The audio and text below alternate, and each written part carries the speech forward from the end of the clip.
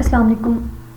अच्छा, कुछ group members को लॉन्ग वीडियोस बनाने के लिए करेक्टर कंसिस्टेंसी में मसला आ रहा था। कुछ की मैंने वीडियोस देखी भी, कुछ ने बहुत अच्छा किया हुआ था, और कुछ का जो प्रॉब्लम था वो करेक्टर कंसिस्टेंसी का था।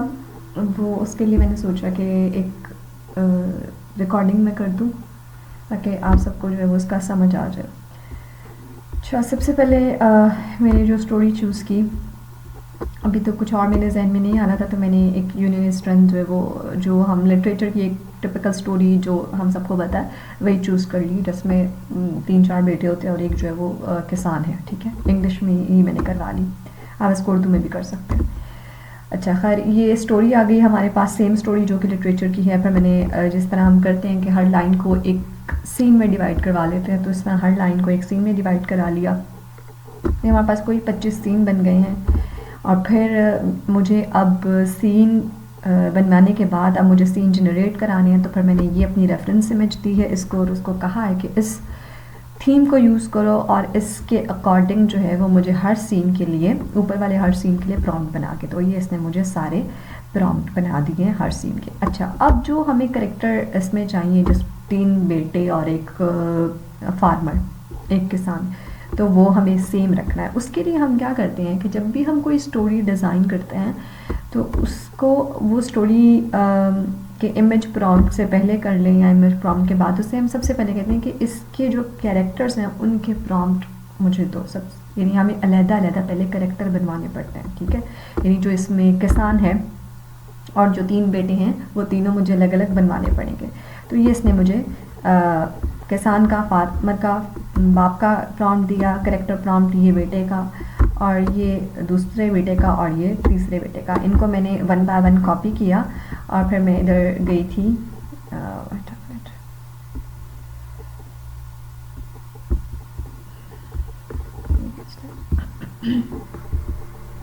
यहाँ से शुरू किया था 1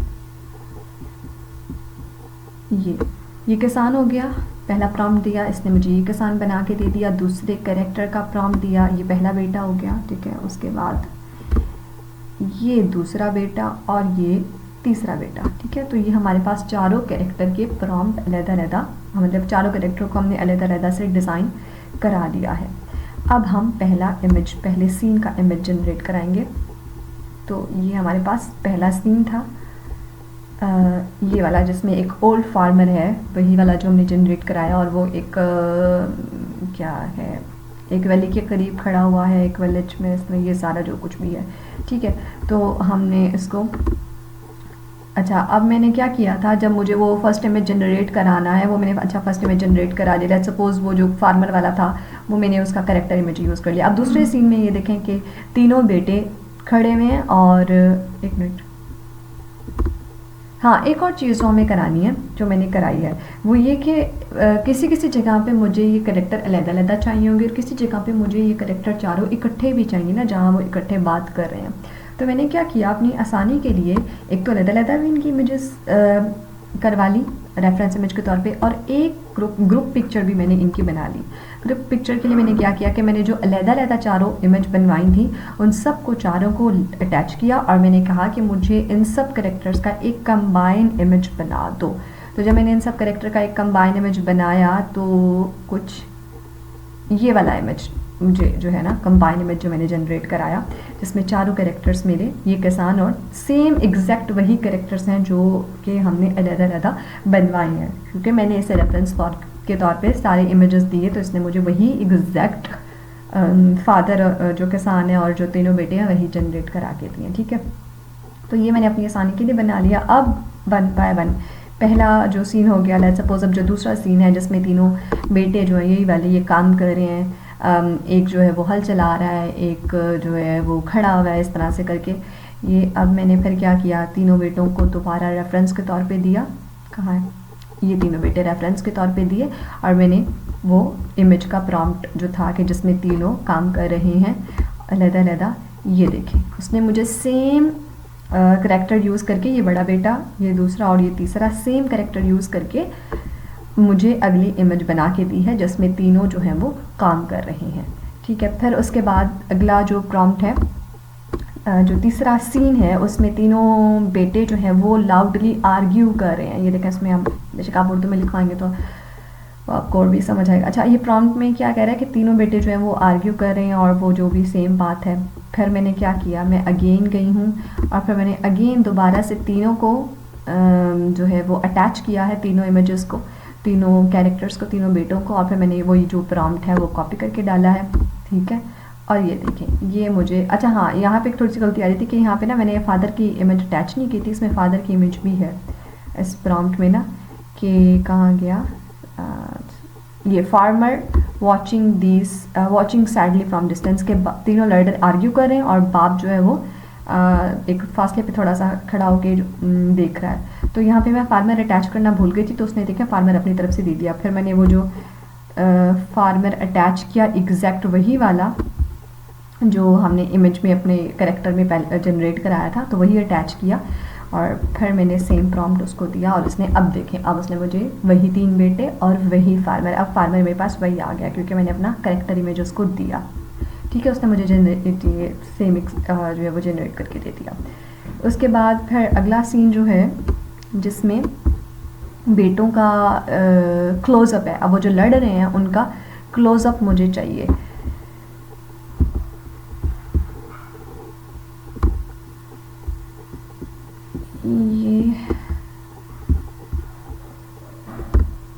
ये तीनों बेटे, फिर मैंने क्या किया था, वो जो लड़ने वाला इमेज था,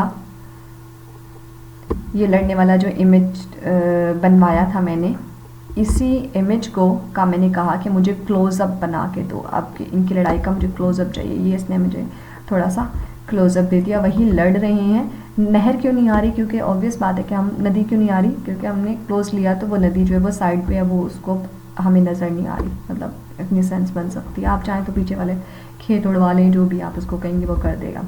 ठीक है, अच्छा, अब अगले इमेज में फिर अब मुझे क्या चाहिए कि ये बूढ़ा जो है वो अगले प्रॉम्प्ट जो था वो परेशान बैठा हुआ है। मैंने फिर इसको रेफरेंस इमेज दिया कि ये वाला बूढ़ा मुझे परेशान बिठाना है, ये मैंने बिठा दिया परेशान। फिर और उससे अगले इमेज में मुझे चाहिए था प्रॉम्प्ट में, अगला प्रॉम्प्ट जो था वो कुछ इस तरह से था कि अब मुझे जो बाप है वो तीनों बेटों को एडवाइस करता हुआ, नसीहत करता हुआ दिखाना है। तो फिर मैंने वो प्रॉम्प्ट का कॉपी किया, कहाँ है कर्सर, तो यही जो मैंने अब ग्रुप, क्योंकि अब मुझे इस इमेज में चारों देने हैं ना कैरेक्टर, बूढ़ा भी देना और ये तीनों बेटे भी देने, तो बजाय इसके कि मैं अलग-अलग उन्हें अटैच करती, मैंने वो जो कंबाइन वाली इमेज बनवाई हुई थी, ग्रुप इमेज बनाई हुई थी, वही इसको दे दी। और मैंने इसे अब कहा कि इसमें बाप जो है तीनों को नसीहत करता हुआ नज़र आए। तो ये रहा, ये दी थी मैंने इसको, ग्रुप इमेज दी थी और कहा था कि बाप तीनों को नसीहत करता हुआ नज़र आए। तो ये बाप जो है तीनों को नसीहत कर रहा है। फिर उसके बाद अगला इमेज था कि तीनों जो हैं वो उससे होके जा रहे हैं दूसरी तरफ, मुंह मोड़ के जा रहे हैं, उसकी बात को इतना रिस्पॉन्स नहीं कर रहे। तो ये देखें, ये तीनों जो हैं वो जा रहे हैं। अच्छा, जब आप इसको एनिमेट कराएंगे ना तो ध्यान रखिएगा, इसको नदी पे एनिमेट ना करा दीजिएगा, ये फॉरवर्ड आ जाएगा। इसको कहिएगा जब आप वीडियो वाला प्रॉम्प्ट बनाएंगे ना तो वीडियो के प्रॉम्प्ट में डालिएगा कि जो पहला बेटा है ये आगे की तरफ आए, दाएं तरफ या बाएं तरफ ना जाए, फिर वो नदी आ रही है। या आप इस इमेज को दोबारा भी जनरेट करा लें तो वो थोड़ा सा रुख जो है वो सामने की तरफ दे देगा। मैंने दोबारा कराने की जहमत नहीं की। अच्छा, अब जो है वो अगले प्रॉम्प्ट में फिर परेशान, उसी नदी के किनारे जो है वो फार्मर को मुझे परेशान दिखाना था, वो दोबारा दिखा दिया, इमेज दिया, करेक्टर इमेजर से कहा कि इसे परेशान दिखा दो, उसने दिखा दिया। उसके बाद अब अगला जो था इमेज था जिसमें बाप जो है वो किसान जो है वो तीनों को अब एक एक स्टिक दे रहा है, एक ही जगह उसी जगह पे खड़ा हुआ। तो ये देखें, ये अब ये तीनों को इसने एक एक स्टिक पकड़ा दी है। फिर अगले इससे और अगले इमेज में वो इन्हें एक स्टिक्स का जो बंडल है वो देगा। तो ये मैं बेसिकली जिस चीज़ में आप लोगों को मसला आ रहा था कि सेम कैरेक्टर जो है वो किस तरह से एक ही थीम में और एक ही कैरेक्टर्स के साथ आप किस तरह से बार बार इमेजेस जनरेट कर सकते हैं लॉन्ग स्टोरीज़ के लिए। तो ये तरीका होता है लॉन्ग स्टोरीज़ के लिए इमेजेस जनरेट कराने का। अब जब आप इनको फ़्लो में लेके जाएंगे तो आपने फ़्लो में कोई लंबा चौड़ा प्रॉम्प्ट नहीं लिखना। आप इसको अच्छा, ये चीज़ मैंने अभी इससे जनरेट नहीं कराए चूँकि उसके वीडियो के प्रॉम्प्ट नहीं बनवाए। तो जब आप उसके वीडियो के जब उसको कहेंगे सारे इमेजेस जनरेट कराने के बाद चैट जीपीटी को वीडियो प्रॉम्प्ट बनाने के लिए, तो आपने सिर्फ ये कहना है कि मुझे हर प्रॉम्प्ट में, हर वीडियो प्रॉम्प्ट में सिर्फ मुझे कैमरा एंगल चाहिए, जो कैरेक्टर्स की मूवमेंट है वो चाहिए, ठीक है, camera angle, characters movement and that's it, ठीक है, कैरेक्टर्स मूवमेंट और कैरेक्टर की जो वो है वॉइस है वो, ठीक है, बस इतना लिखना है आपने और वो आपको सिर्फ वही चीज़, 3 चीज़ें देगा।